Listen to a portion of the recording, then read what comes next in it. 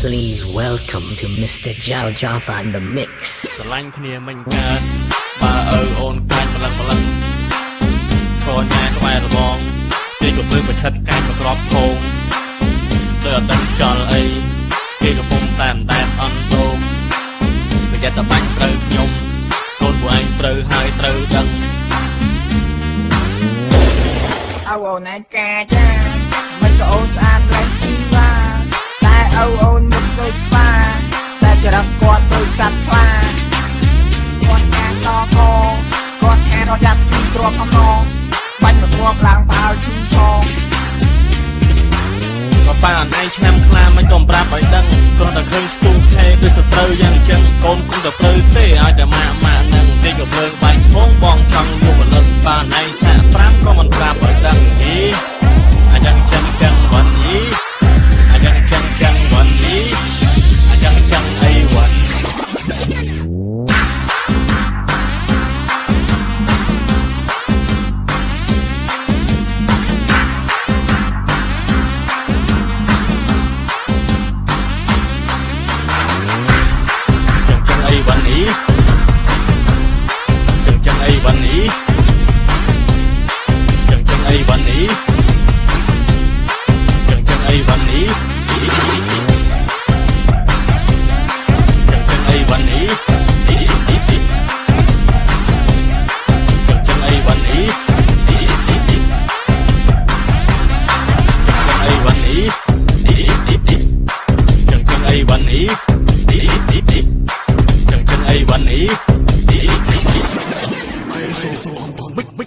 ស្រឡាញ់គ្នាមិនកើតបើឪអូនកាច់ម្លឹងឈរញ៉ាក្បែររបង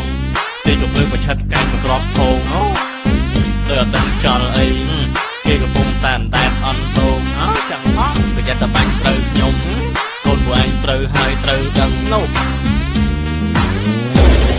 អូនឯងកាចាមិនក៏អូនស្អាតលេចជីវ៉ាតែអូនមិនដូចស្វាតែចរិតគាត់ដូចសត្វខ្លាគាត់ខានតកគាត់ខានរយ៉ាត់ស៊ីគ្រាប់សំណងបាញ់មកគ្រាប់ឡើងផើឈឺឆង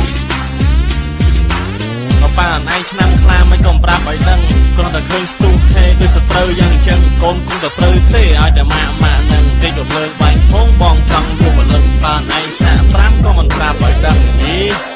អាយ៉ាងចឹងវ៉ាន់យីអាយ៉ាងចឹងវ៉ាន់យីអាយ៉ាងចឹងអីវ៉ាន់